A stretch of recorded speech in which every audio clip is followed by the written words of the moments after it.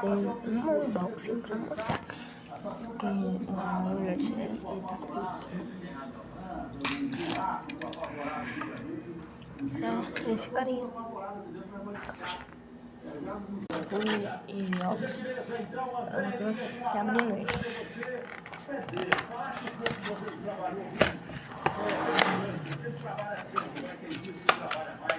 Essa imagem do batalha, já vou pro batalha, tá mostrando dados aí dentro do mar.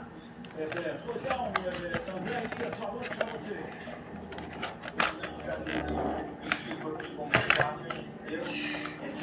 Com bastante trabalho, nós tivemos um atendimento na Zona Norte de São Paulo. Meu carrinho tá da hora.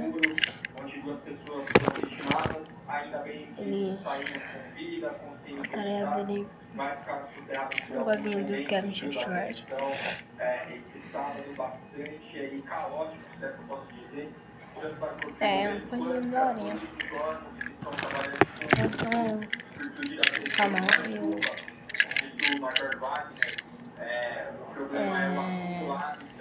Remy.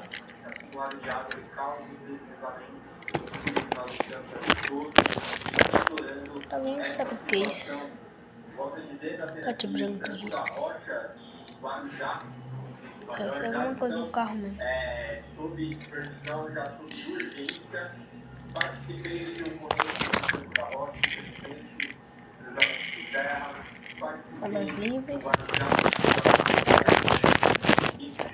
20 inúmeras pessoas foram vitimadas. Esse é o André Elias, daqui a pouco eu vou mostrar. Original da Matel. Vamos ver se eu fazer a ligação com o André Elias, se não der, eu refaço por aqui.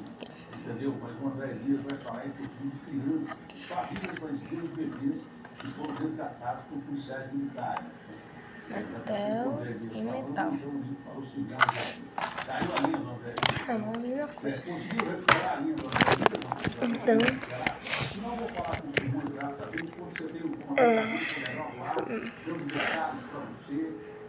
ruas praticamente escuras, permanece a iluminação, mas queda de energia em vários bairros da cidade. Muita gente reclamando de falta de energia elétrica.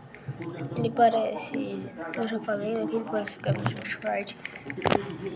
Ele parece os carros da geração dele. Da antiga geração. Oi, galera.